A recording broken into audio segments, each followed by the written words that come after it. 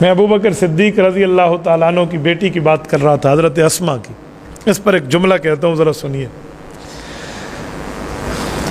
جسے ہم ایزار بند کہتے ہیں، نطاقہ اسے عربی میں کہتے ہیں. یہ چادر باندھی جاتی تھی اس زمانے میں، وہ ناڑا تو نہیں ہوتا تھا، ایک چادر کی پٹیا ہوتی تھی، اس کو یوں باندھ لیتے تھے کپڑے کے اوپر خواتین. حضرت ابوبکر صدیق کی بیٹی اپنے ابو اور رسول اللہ کے سامان کو تیار کر رہی تھی، اور گھر میں کوئی پٹی کوئی رسی ایسی نہ ملی کہ ابوبکر کی بیٹی اس کے ساتھ سامان باندھ کے ابو کے حوالے کر. دائیں بائیں ڈھونڈا نا، اور ادھر سے والد کی طرف سے جلدی ہے کہ فوراً حضور آئے ہوئے، ہم نے ابھی نکلنا ہے. 100 بندوں نے وہاں رسول پاک علیہ السلام کے گھر کا گھیرا لگایا ہوا تھا.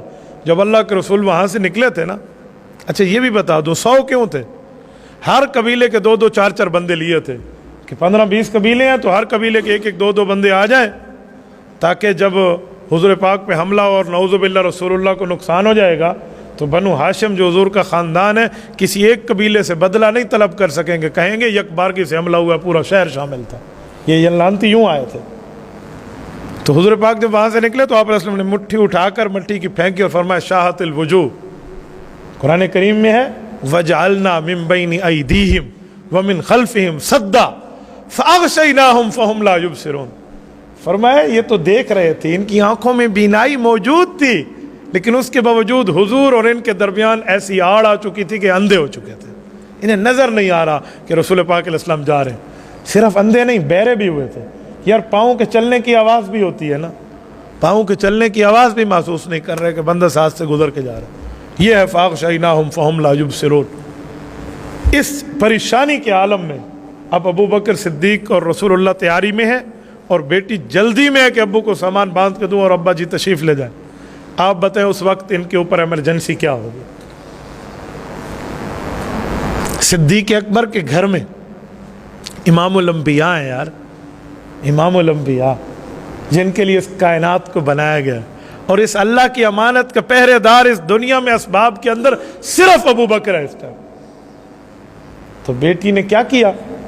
اپنا وہی ایزار کھولا اور اس پٹیا کو 2 ٹکڑے کیا، 2 حصے کیا. ایک حصہ یہاں باندھا دوبارہ اپنی کمر پہ، اور اس ایک حصے کے پٹکا بنا کر اپنے والد کے سامان کو باندھا کہ ابو آپ لے جائیں.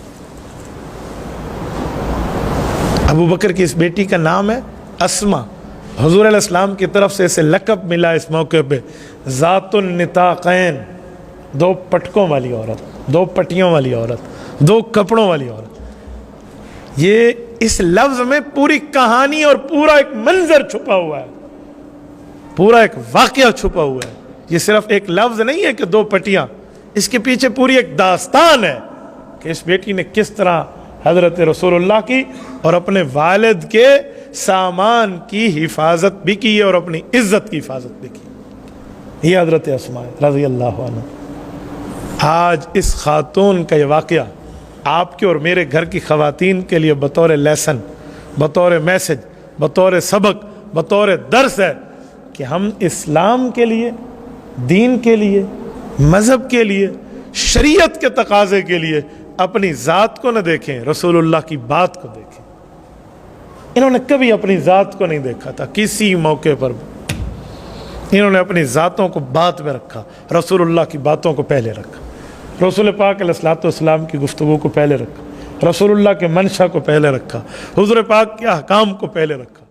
تبارك الذي نزل الفرقان على عبده ليكون للعالمين نذيرا.